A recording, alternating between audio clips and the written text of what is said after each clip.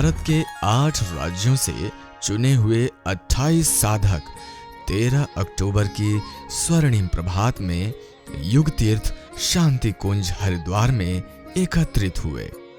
सर्वप्रथम डॉक्टर प्रणव पंड्या जी एवं शैल जी से आशीर्वाद के साथ पंडित मेवालाल जी पाटीदार के नेतृत्व में प्रारंभ हुई हिमालय के कुछ दिव्य क्षेत्रों की यात्रा।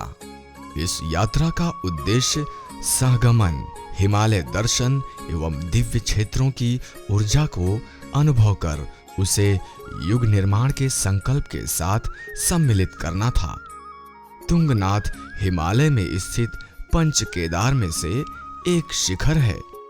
सभी साधक 14 अक्टूबर की सायंकाल तक तुंगनाथ पहुंचे।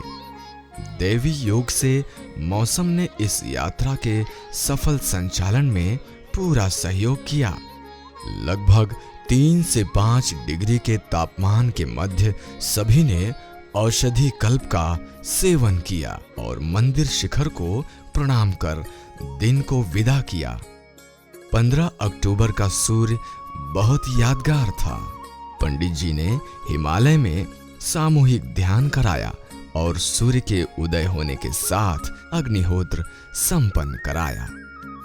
जड़ी बूटियों से संपन्न आहुतियों ने इस दिव्य क्षेत्र को और सुगंधित कर दिया था। इस प्रसिद्ध तुंगनाथ क्षेत्र में बड़ी संख्या में श्रद्धालु आते हैं। उन सभी के आश्चर्य का ठिकाना नहीं रहा जब उन्होंने गायत्री परिवार की पोशाक पहने 28 साधकों को पूरे मंदिर की साफ सफाई करते देखा। सभी साधकों ने लगभग 2.5 घंटे का परिश्रम कर उस क्षेत्र को पूर्ण स्वच्छ कर दिया। अगली सुबह 4 बजे सभी साधक चंद्रशिला पर जाने को तैयार थे।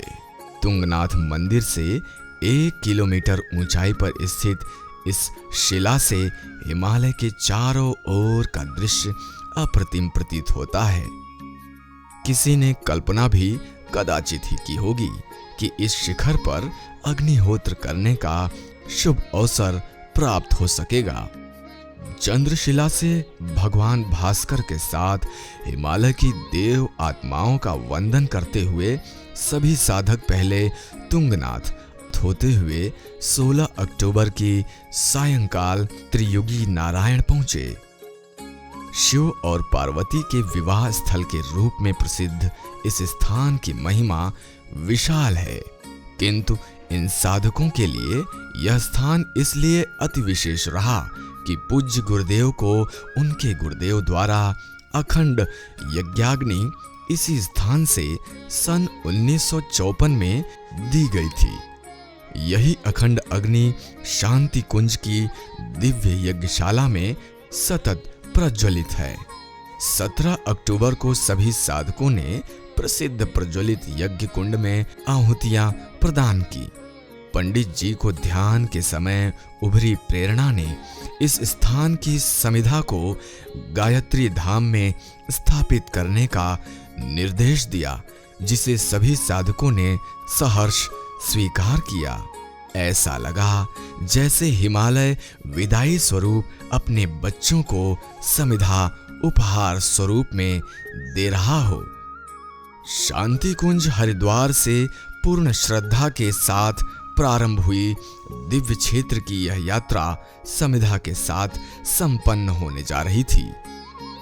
यात्रा आगे बढ़ते हुए गुप्त काशी पहुंची, जहां यमुना और गंगा की धाराओं के जल से मंदिर में उपस्थित तीर्थ पुरोहितों ने सभी साधकों का अभिषेचन किया। भगवान शिव का अभिषेक कर मंदिर प्रांगण में महामंत्र का सामूहिक जप कर उस स्थान से आगे बढ़े। अगला पड़ाव सतत प्रवाहिनी मां गंगा का वह किनारा था जहां अगस्त्य मुनि ने तपस्या की थी। पंडित जी ने इस विदाई संगोष्ठी को पाथेय का स्वरूप प्रदान किया। सभी साधकों को स्वयं की एक बुराई के विसर्जन हेतु नियमित अंशदान देने के लिए एवं श्रेष्ठताओं को जन जन तक पहुंचाने हेतु प्रेरित किया। हिमालय में किए गए ध्यान के समय हुई अनुभूतियों को साझा करते हुए पंडित जी ने सभी साधकों को बताया कि हिमालय की दिव्य आत्माएं इस समय शांति कुंज में निवास कर रही हैं। वह सभी युग ऋषि के महान अभियान में साझेदार होकर युग परिवर्तन के कार्य में सम्मिलित हैं। साधकों की यह दिव्य यात्रा उसी स्थान पर वंदन के साथ संपन्न हुई जहां से नमन के साथ प्रारंभ हुई थी। अनुभूतियां भले ही सभी की अलग अलग हों, किंतु यह स्पष्ट था कि खाली हाथ गए हुए सभी साधक अपनी झोली को भरकर वापस आ रहे थे। 18 अक्टूबर की सुबह जब श्रद्धेय द्वय से मिलने के लिए सभी साधक पहुंचे तो अपनी अनुभूतियों को साझा करते हुए विस्मृत दिखाई दे रहे थे। श्रद्धेय ने त्रियुगी नारायण से लाई गई समिधा पर तुलसी की माला पहनाकर पंडित जी को देते हुए उसे गायत्री धाम सिंधवा में स्थापित करने को कहा। मैं रमेश राजपूत, रिटायर्ड पुलिस अधीक्षक, इंदौर, मध्य प्रदेश। हिमालय के विषय में गुरुदेव के साहित्य को पढ़ने के बाद बहुत कुछ पढ़ने को मिला था और उसकी प्रत्यक्ष अनुभूति इस यात्रा के दौरान हुई। सौभाग्यशाली कहूँगा अपने आप को, और अपने आप को अपना आत्मावलोकन करने का भी अवसर मिला।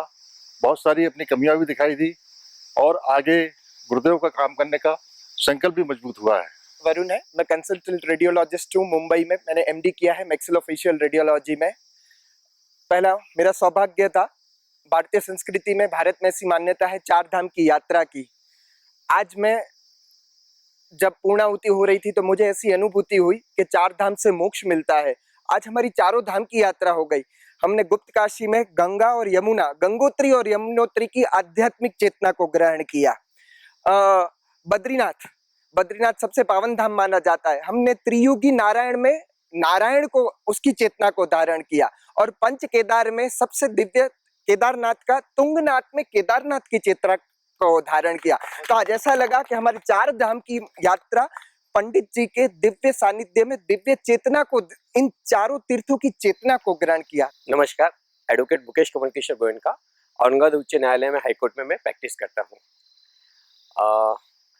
अद्भुत था मेरे लिए। तो शायद मैं जिंदगी में कभी तुंगनाथ नहीं जाता था या चंद्रशिला पे भी नहीं जाता था, लेकिन इस माध्यम से जहाँ जाने के लिए मिला है, अद्भुत अवसर मिला है और बहुत अद्भुत प्रत्येक क्षण, प्रत्येक चीज, प्रत्येक इसका इतना सिस्टमेटिक तरीके से मैनेजमेंट था कि हर क्षण को उपयोग किया गया। समय समय पे जितने ध्यान योग साधना होनी चाहिए सब कराई गई।